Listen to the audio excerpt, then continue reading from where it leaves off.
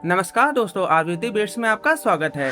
दोस्तों आज हम बिल्ड करने वाले हैं एक ऐसा वर्क स्टेशन जो नॉर्मल पीसी तो बिल्कुल नहीं है, बल्कि एंटरप्राइज लेवल वर्कलोड्स के लिए डिजाइन किया गया है। ये है AMD Ryzen Threadripper 9980X based work station, जिसे हमने बेंगलोर में एक लीडिंग 5G टेक्नोलॉजी कंपनी के लिए असेंबल और डिप्लॉय किया था। अगर आपने हमारा बेंगलोर कॉर्पोरेट डिलीवरी व्लॉग नहीं देखा है तो टेंशन लेने की कोई भी बात नहीं है, आपको उस एपिसोड का जो लिंक है ऊपर आई बटन में देखने को मिल जाएगा। और दोस्तों आज के इस एपिसोड में हम लोग आपको कंप्लीट बिल्ड प्रोसेस, कंपोनेंट्स और परफॉर्मेंस दिखाएंगे। और अगर बाद में आप देखना चाहें कि ये सिस्टम हमने किस कंपनी को डिलीवर किया था और उनका ऑफिस कैसा था, तो उसके लिए एपिसोड 1 को जरूर देखिएगा। दोस्तों इस प्रोजेक्ट की सबसे इंटरेस्टिंग बात ये है कि हम एक नहीं बल्कि 2 आइडेंटिकल वर्क स्टेशन बिल्ड कर रहे हैं, एक ब्लैक थीम पे और दूसरा व्हाइट थीम में। दोनों पीसी की जो कॉन्फ़िगरेशन है वो एग्जैक्टली सेम है, सिर्फ कैबिनेट का कलर डिफरेंट है। तो सबसे पहले बात करते हैं इस बिल्ड के हार्ड की, जो कि है प्रोसेसर। सीपीयू जो हम लोग ने इस बिल्ड में यूज किया है वो आता है भाई AMD Ryzen Threadripper 9980X। ये processor creators, engineers, AI workloads, virtualisation, rendering और हैवी प्रोफेशनल एप्लीकेशन के लिए डिजाइन किया गया है। अगर आप लार्ज सिमुलेशंस जैसे CAD, VFX या एंटरप्राइज लेवल मल्टीटास्किंग करते हैं तो ये प्रोसेसर इजीली उन वर्कलोड्स को हैंडल कर सकता है। इस बिल्ड में जो मदरबोर्ड हम लोगों ने प्रोसेसर के साथ पेयर अप किया है वो आता है भाई गीगाबाइट की तरफ से, उसका TRX50 Aero D। ये E80X वर्क स्टेशन मदरबोर्ड जो है वो स्पेशली थ्रेडरिपर प्लेटफॉर्म के लिए बना है। इस मदरबोर्ड में आपको enterprise grade stability, multi PCI expansion और फ्यूचर अपग्रेड्स का काफी स्कोप देखने को मिलता है। बात करें अगर इस बिल्ड की मेमोरी की, तो रैम में हम लोग ने यहाँ पर यूज की है किंगस्टन की तरफ से आने वाली उसकी DDR5 5600 मेगाहर्ट्ज की रैम। और इस बिल्ड में हम लोग टोटल 64 GB यानी 32 GB की पर स्टिक हम लोग इस बिल्ड में इंस्टॉल करेंगे। ये रैम ECC रजिस्टर्ड है और ECC रैम जो होती है वो नॉर्मल डेस्कटॉप रैम से अलग होती है, क्योंकि ECC रजिस्टर्ड जो रैम होती है वो लॉन्ग ड्यूरेशन प्रोफेशनल वर्कलोड्स के लिए बनाई जाती है और हैवी लोड्स के टाइम पर ये रैम जो है वो तुम्हारे वर्क स्टेशन को अच्छी स्टेबिलिटी प्रोवाइड करता है। बात करें अगर स्टोरेज की, तो इस बिल्ड में हम लोग ने यूज की है सैमसंग की तरफ से आने वाली उसकी 990 EVO प्लस, जो कि 2 TB कैपेसिटी की PCI Gen 4 NVMe SSD है। जैसा कि दोस्तों आप लोग जानते हैं कि जो सैमसंग के SSDs होती हैं वो अपने रिलायबिलिटी और कंसिस्टेंट परफॉर्मेंस के लिए इंडस्ट्री में मानी जाती है। और अगर तुम कोई लार्ज फाइल रेंडर कर रहे हो और या फिर प्रोफेशनल एप्लीकेशंस को यूज करते हो तो ये SSD उसे काफी स्मूथली हैंडल कर लेती है।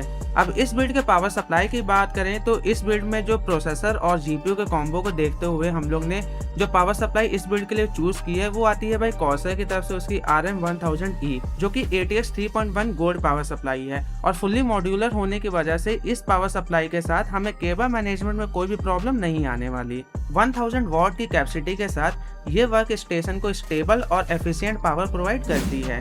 बात करें अगर इस बिल्ड की कैबिनेट की, तो कैबिनेट में हम लोग ने यहाँ पर यूज की है मॉन्टे की तरफ से आने वाली उसकी King 95 Pro। पर्सनली मुझे इसका डिजाइन काफी पसंद है, एक्सीलेंट एयर फ्लो देखने को मिल जाते हैं और ये कैबिनेट प्रीमियम लुक के साथ देखने को मिलती है। और वर्क स्टेशन कंपोनेंट्स के लिए भी इस कैबिनेट में काफी स्पेशियस इंटीरियर देखने को मिलता है। बात करें अगर इस बिल्ड के ग्राफिक्स कार्ड की, कार्ड जो हम लोग ने इस बिल्ड में यूज किया है वो आता है भाई गैलेक्सी की तरफ से उसका GeForce RTX 5070 Ti, जो कि 1 क्लिक OC वर्जन है।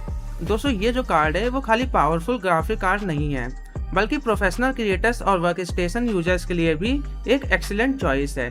16 GB VRAM के साथ ये GPU जो है वो high resolution rendering, AI based workloads, 3D design, simulation और कंटेंट क्रिएशन जैसे डिमांडिंग टास्क जो है उसको एफिशिएंटली हैंडल कर लेता है।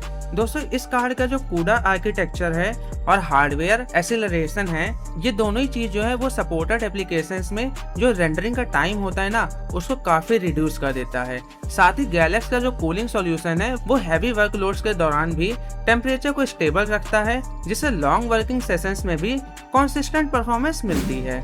बात करें अगर इस बिल्ड के CPU कूलर की, तो कूलर जो हम लोग ने इस बिल्ड में यूज किया है वो आता है भाई कूलर मास्टर की तरफ से उसका मास्टर लिक्विड PL360, जो कि TR5 SP6 सपोर्टेड कूलर है।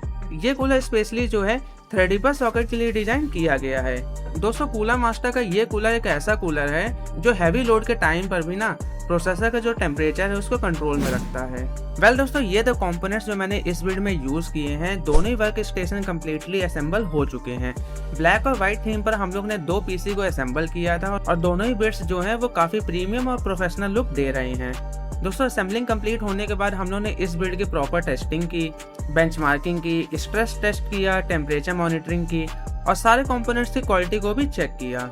क्योंकि दोस्तों एंटरप्राइज डिप्लॉयमेंट में सिर्फ बिल्ड को कंप्लीट करना ही काफ़ी नहीं होता है, रिलायबिलिटी सबसे इंपॉर्टेंट होती है। दोस्तों ये था हमारा थ्रेडिपर 9980X एंटरप्राइज वर्कस्टेशन बिल्ड। अगर आपको ये बिल्ड पसंद आया हो तो वीडियो को लाइक जरूर करिएगा और चैनल को भी जरूर सब्सक्राइब कर देना। और दोस्तों अगर आप देखना चाहते हैं कि ये सिस्टम हमने बेंगलोर में किस कंपनी में डिलीवर किया है और वो कॉर्पोरेट ऑफिस कैसा था, तो उसके ऊपर हम लोगों ने एक डेडिकेटेड वीलॉग भी बनाया है, जिसे आप हमारे पहले एपिसोड में देख सकते हैं। वैसे दोस्तों जल्दी मिलते हैं अगले एपिसोड में। लास्ट तक वीडियो को देखने के लिए थैंक यू।